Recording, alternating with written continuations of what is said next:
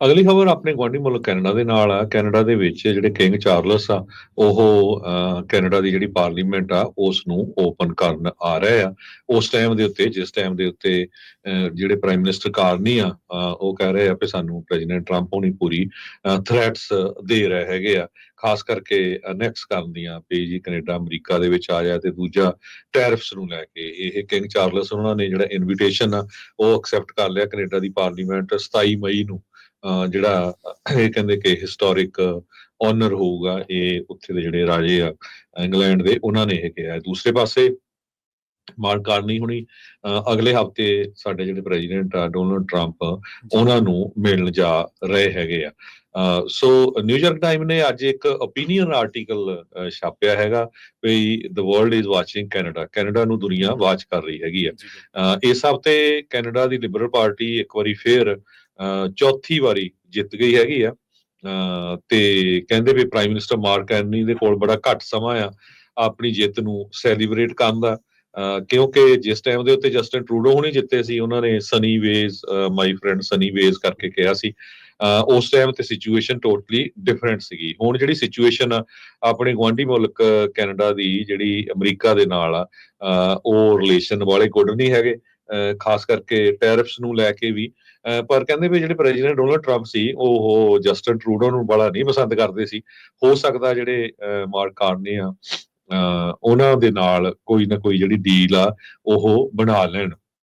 ਜਦੋਂ ਟਰੰਪ ਉਹਨਾਂ ਨੇ ਵਧਾਈਆਂ ਵੀ ਦਿੱਤੀਆਂ ਕੈਨੇਡਾ ਦੇ ਪ੍ਰਾਈਮ ਮਿਨਿਸਟਰ ਨੂੰ, ਤੇ ਉਹਦੇ ਵਿੱਚ ਉਹਨਾਂ ਨੇ ਦੁਬਾਰਾ ਕੀ ਇਹ ਗੱਲ ਨਹੀਂ ਮੈਂਸ਼ਨ ਕੀਤੀ 51st ਸਟੇਟ ਦੀ। ਮਾਰਕ ਕਾਰਨੀ ਉਹਨਾਂ ਨੇ ਇਹ ਕਿਹਾ ਕਿ ਸਾਡੇ ਅਲੱਗ ਮੁਲਕ ਆ, ਅਸੀਂ ਆਜ਼ਾਦ ਮੁਲਕ ਹੈਗੇ ਆ, ਪਰ ਰਲ ਕੇ ਅਸੀਂ ਜਿਹੜਾ ਕੰਮ ਕਰਨਾ ਚਾਹੁੰਦੇ ਆ, ਜਿਸ ਤਰ੍ਹਾਂ ਅਸੀਂ ਵਧੀਆ ਗੁਆਂਢੀ ਹੈਗੇ ਆ। ਸੋ ਇਹ ਉਹਨਾਂ ਨੇ ਇੱਕ ਆਪਣਾ ਜੋ ਭਾਸ਼ਣ ਵੀ ਜਦੋਂ ਦਿੱਤਾ ਸੀ, ਉਹਦੇ ਵਿੱਚ ਉਹਨਾਂ ਨੇ ਇਹ ਕਿਹਾ ਆ ਵੀ ਜਿਹੜਾ ਅਮਰੀਕਾ ਆ ਉਹ ਕਦੇ ਵੀ ਸਾਨੂੰ ਕੰਟਰੋਲ ਨਹੀਂ ਕਰ ਸਕਦਾ, ਕਦੇ ਵੀ ਸਾਨੂੰ ਆਪਣੇ ਵਿੱਚ ਅਨੈਕਸ ਨਹੀਂ ਕਰ ਸਕਦਾ ਹੈਗਾ। ਸੋ ਹੁਣ ਦੁਨੀਆ ਆ ਉਹ ਵਾਚ ਕਰ ਰਹੀ ਆ ਵੀ ਕੈਨੇਡਾ ਆਉਣ ਵਾਲੇ ਸਮੇਂ 'ਚ ਕਿਸ ਤਰ੍ਹਾਂ ਦਾ ਮੁਲਕ ਹੋਊਗਾ। ਕੈਨੇਡਾ ਦੇ ਚੁਣੇ ਹੋਏ ਨਵੇਂ ਜਿਹੜੇ ਪ੍ਰਾਈਮ ਮਿਨਿਸਟਰ ਆ, ਉਹਨਾਂ ਦਾ, ਕਿਉਂਕਿ ਉਹ ਬੈਂਕਾਂ ਨੂੰ ਹੈਡ ਕਰਦੇ ਰਹੇ ਆ, ਬੈਂਕ ਆਫ ਇੰਗਲੈਂਡ ਨੂੰ ਹੈਡ ਕੀਤਾ ਆ, ਉਹਨਾਂ ਦੇ ਯੂਰਪੀਅਨ ਯੂਨੀਅਨ ਮੁਲਕਾਂ ਦੇ ਨਾਲ ਕਾਫੀ ਵਧੀਆ ਰਿਲੇਸ਼ਨ ਆ। ਕਹਿੰਦੇ ਵੀ ਹੋ ਸਕਦਾ ਜੇ ਅਮਰੀਕਾ ਦੇ ਨਾਲ ਰਿਲੇਸ਼ਨ ਗੁੱਡ ਵੀ ਬਣੇ, ਤੇ ਉਹ ਯੂਰਪੀਅਨ ਯੂਨੀਅਨ, ਚਾਈਨਾ ਤੇ ਮੈਕਸੀਕੋ ਦੇ ਨਾਲ ਜਿਹੜਾ ਆ ਵਧੀਆ ਰਿਲੇਸ਼ਨ ਬਣਾ ਸਕਦੇ ਹੈਗੇ ਆ, ਕਿਉਂਕਿ ਉਹ ਆਕਸਫੋਰਡ ਯੂਨੀਵਰਸਿਟੀ ਦੇ ਪੜ੍ਹੇ ਲਿਖੇ ਵਧੀਆ ਪ੍ਰਾਈਮ ਮਿਨਿਸਟਰ ਹੈਗੇ ਆ। ਇਸੇ ਕਰਕੇ ਉਹਨਾਂ ਨੂੰ ਜਿਹੜੀਆਂ ਵੋਟਸ ਵੀ ਆ ਬਹੁਤ ਜ਼ਿਆਦਾ ਮਿਲੀਆਂ ਹੈਗੀਆਂ। ਤੇ ਕੈਨੇਡਾ ਨੇ 100% ਤੋਂ ਵੱਧ ਦਾ ਜਿਹੜਾ ਟੈਰਿਫ ਆ ਉਹ ਚਾਈਨੀਜ਼ ਮੇਡ ਇਲੈਕਟ੍ਰਿਕ ਵਹੀਕਲ ਦੇ ਉੱਤੇ ਵੀ ਲਾਇਆ ਹੈਗਾ। 25% ਉਹਨਾਂ ਨੇ ਸਟੀਲ ਤੇ ਐਲੂਮੀਨੀਅਮ ਦੇ ਉੱਤੇ ਲਾਇਆ ਹੈਗਾ, ਤੇ ਇਸੇ ਤਰ੍ਹਾਂ 25% ਉਹਨਾਂ ਨੇ ਸੀ ਫੂਡ ਤੇ ਪੋਰਕ ਦੇ ਉੱਤੇ ਲਾਇਆ ਹੈਗਾ ਆ, ਕਿਉਂਕਿ ਜਿਹੜੇ ਫਾਰਮਰਸ ਆ ਉਹ ਵੈਸਟਰਨ ਕੈਨੇਡਾ ਦੇ ਵਿੱਚ ਹਰਟ ਹੋ ਰਹੇ ਹੈਗੇ ਆ। ਡਿਪਲੋਮੈਟਿਕ ਰਿਲੇਸ਼ਨ ਕੈਨੇਡਾ ਤੇ ਇੰਡੀਆ ਦੇ ਵੀ ਵਰਸਟ ਹੈਗੇ ਆ।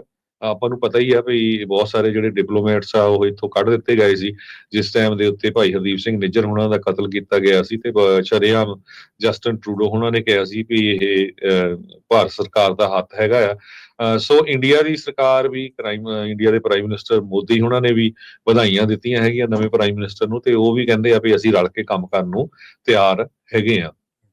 ਸੋ ਕੈਨੇਡਾ ਦੇ ਪ੍ਰਾਈਮ ਮਿਨਿਸਟਰ ਦੇ ਕੋਲ ਕਾਫੀ ਜਿਹੜੇ ਕਾਫੀ ਔਖੇ ਕੰਮ ਆ ਇਸ ਵੇਲੇ ਕਰਨ ਦੇ ਲਈ, ਕਿਉਂਕਿ ਬਹੁਤ ਸਾਰੇ ਮੁਲਕਾਂ ਦੇ ਨਾਲ ਰਿਲੇਸ਼ਨ ਗੁੱਡ ਨਹੀਂ, ਤੇ ਕੈਨੇਡਾ ਦੀ ਜਿਹੜੀ ਇਕੋਨਮੀ ਆ ਉਹ ਬਹੁਤ ਬੈਡ ਆ। ਕਹਿੰਦੇ ਇਸ ਸਾਲ ਕੈਨੇਡਾ ਦੇ ਵਿੱਚ 100% ਚਾਂਸ ਆ ਵੀ ਰਿਸੈਸ਼ਨ ਆਊਗਾ, ਕਿਉਂਕਿ ਜੌਬਸ ਹੈ ਨਹੀਂ, ਮਹਿੰਗਾਈ ਬਹੁਤ ਹੋਈ ਹੈਗੀ ਆ।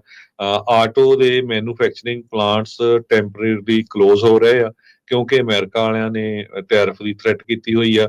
ਸੋ ਖਾਸ ਕਰਕੇ ਵੈਸਟਰਨ ਕੈਨੇਡਾ 'ਚ ਟੋਰਾਂਟੋ ਵਾਲੀ ਸਾਈਡ ਤਾਂ ਬਹੁਤ ਸਾਰਾ ਜਿਹੜਾ ਬਿਜ਼ਨਸਸ ਆ ਉਹ ਆਟੋ ਪਾਰਟਸ ਨੂੰ ਲੈ ਕੇ ਆ, ਉਹਦੇ ਉੱਤੇ ਜਿਹੜਾ ਆ ਕਾਫੀ ਜ਼ਿਆਦਾ ਜਿਹੜਾ ਅਸਰ ਆ ਉਹ ਪੈਣ ਜਾ ਰਿਹਾ ਹੈਗਾ। ਬਿਲਕੁਲ ਜੀ।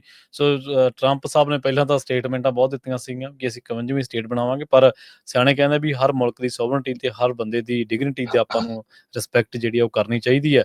ਉਧਰ ਸਾਡੇ ਜਿਹੜੇ ਪੰਜਾਬ ਦੇ ਵਿੱਚ ਬੈਠੇ ਨੇ ਐਨਾਲਿਸਟ, ਉਹ ਕਹਿ ਰਿਹਾ ਵੀ ਟਰੰਪ ਨੇ ਕੈਨੇਡਾ ਨੂੰ ਰਲਾਉਣਾ ਹੀ ਤਾਂ ਕਿਉਂਕਿ ਉੱਥੇ ਪਾਣੀਆਂ ਦਾ ਰੌਲਾ ਹੁਣ ਪੰਜਾਬ ਤੇ ਹਰਿਆਣੇ ਦੇ ਵਿਚਾਲੇ, ਤੇ ਉਹ ਕਹਿੰਦੇ ਕਿ ਪਾਣੀ ਜਿਹੜਾ ਪੀਣ ਵਾਲਾ ਕੈਨੇਡਾ ਦੇ ਕੋਲੇ ਜ਼ਿਆਦਾ ਹੈ, ਇਸ ਕਰਕੇ ਆਉਣ ਵਾਲੇ ਟਾਈਮ ਦੇ ਵਿੱਚ ਟਰੰਪ ਨੇ ਉਹਨੂੰ ਨਾਲ ਹੀ ਰਲਾ ਲੈਣਾ। ਸੋ ਇਸ ਤਰ੍ਹਾਂ ਨਹੀਂ ਹੁੰਦਾ, ਦੇਸ਼ ਏਡੀ ਛੇਤੀ ਨਾਲ ਰਲਾਉਣੇ ਔਖੇ ਹੁੰਦੇ ਆ।